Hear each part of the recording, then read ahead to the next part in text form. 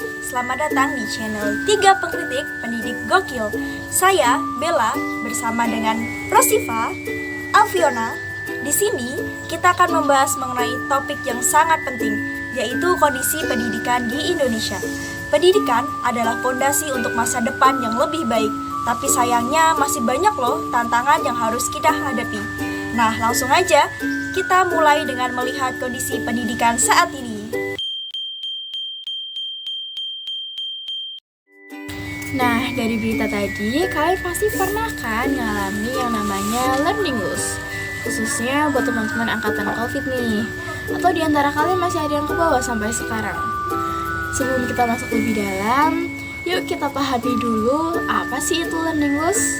Learning loss adalah kondisi hilangnya sebagian pengetahuan dan keterampilan akademik siswa yang disebabkan oleh penyesuaian diri dalam situasi baru. Dalam konteks ini, pandemi mengubah proses belajar yang sebelumnya bertatap muka, kini melibatkan metode pembelajaran dan teknologi yang berbeda. Nah, selain pengertian tadi, ada juga ciri-ciri learning loss yang mungkin relate nih sama teman-teman semuanya, apalagi angkatan COVID. Pertama, menurunnya semangat belajar. Kedua, lalai dalam mengerjakan tugas. Lalu yang ketiga, nilai akademis yang menurun. Meskipun WHO menyatakan bahwa pandemi COVID-19 sudah resmi berakhir pada Mei 2023, namun dampaknya masih kita rasakan hingga saat ini. Salah satunya pada bidang pendidikan. Berikut ada satu berita yang menggambarkan bahwa efek jangka panjang learning loss berpotensi mengganggu masa depan anak.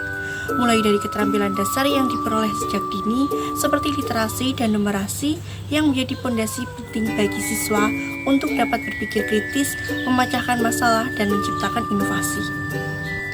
Dengan adanya berita tersebut yang masih berdampak atau berlanjut sekarang ini, ada beberapa solusi yang dapat dilakukan untuk mencegah keberlanjutan learning loss ini.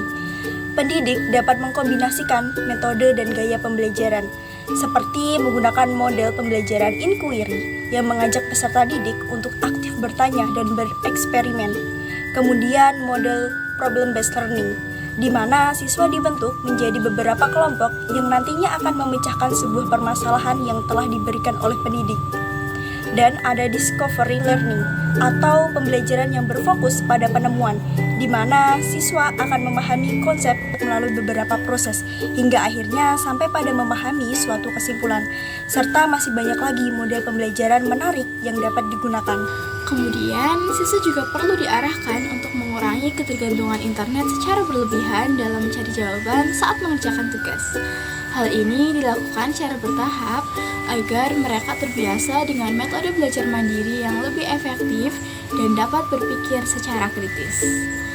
Metode belajar berkelompok juga bisa menjadi solusi yang ampuh untuk mengoptimalkan pemahaman melalui diskusi, tukar ide, sehingga para siswa dapat saling membantu untuk memahami materi yang masih belum dipahami. Dengan begitu, dampak learning loss dapat diminimalisir. Dari pembahasan tadi dapat ditarik kesimpulan bahwa learning loss merupakan fenomena menurunnya pengetahuan akademis siswa akibat terganggunya proses belajar mengajar yang disebabkan terhambatnya interaksi pembelajaran tatap muka dikarenakan pandemi COVID-19. Dampak dari learning loss ini, siswa dapat mengalami kesulitan mengikuti pembelajaran sehingga menyebabkan ia mungkin tertinggal, menurunnya prestasi belajar sehingga kehilangan minat dan motivasi belajar. Untuk meminimalisir dampak tersebut, pembelajaran dapat dilakukan dengan metode dan gaya yang bervariasi. Siswa juga perlu mengurangi ketergantungan terhadap internet serta memperbanyak diskusi baik bersama pendidik maupun teman sebaya. Terima kasih sobat sudah menonton video ini. Sampai jumpa di video selanjutnya. Bye!